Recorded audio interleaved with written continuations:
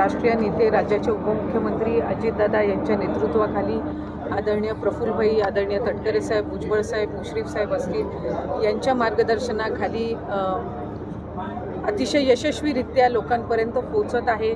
यश त्याला आम्हाला या पक्षाला मिळत आहे आणि पुढच्याही कालावधीमध्ये कार्यकर्ता म्हणून संघटनात्मकरित्या अधिकाधिक मजबूत करण्याचा प्रयत्न हा आम्ही निश्चितपणाने करणार आहोत. जयंत पाटील यांनी त्या वर्धापन दिनामध्ये पण सांगितलं की नवीन चेहऱ्यांना संधी देण्याची खूप गरज आहे. अनेक वर्षांपासून ही सहल आज त्यांच्या मनातनं बाहेर आली.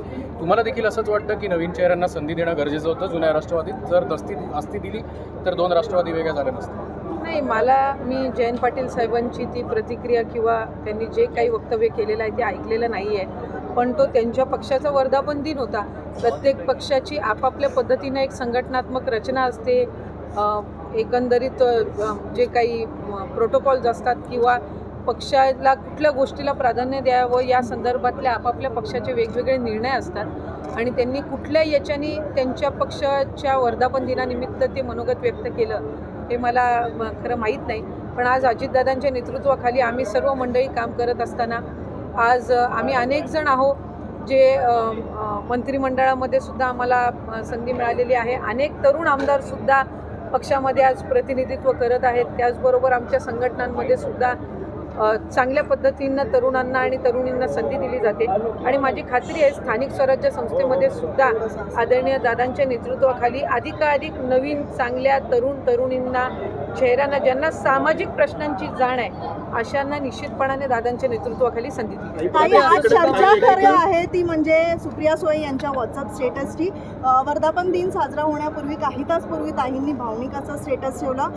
खरं तर त्यांनी या स्टेटसमध्ये अन्याय होत असतो पण मात्र लढत राहायचं अशा पद्धतीचं त्यांनी एक व्हॉट्सअप स्टेटस ठेवलेला आहे. सहन करत राहायचं. मात्र ह्या स्टेटसच्या माध्यमातून आपल्याला काय प्रतिक्रिया देण्याची? ते मला असं वाटतं त्यांचं परत स्टेटस कुठल्या रेफरन्सनी आहे मला माहीत नाही.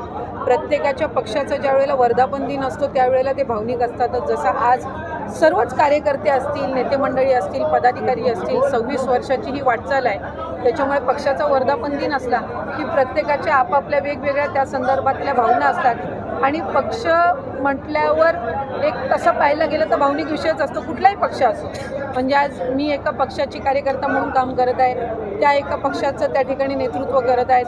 आणखीन दुसरे पक्षसुद्धा आज या ठिकाणी आहेत. त्यामुळे पक्ष म्हटलं आणि पक्षाचा झेंडा हातात आला की भावनिक होणं स्वाभाविक आहे. एकीकडे लक्ष्मण हाके हे मंडळात करून राष्ट्रवादीसाठी आज काळा दिवस आहे. त्यांच्या या भूमिकेकडे कसं पाहते? मला वाटतं मी काय फारसं काही महत्त्व त्याला देत नाही. कारण आज अजितदादांच्या नेतृत्वाखाली लोकांच्या प्रश्नांना सकारात्मकरित्या सोडवण्याचा आम्ही प्रयत्न करत आहोत.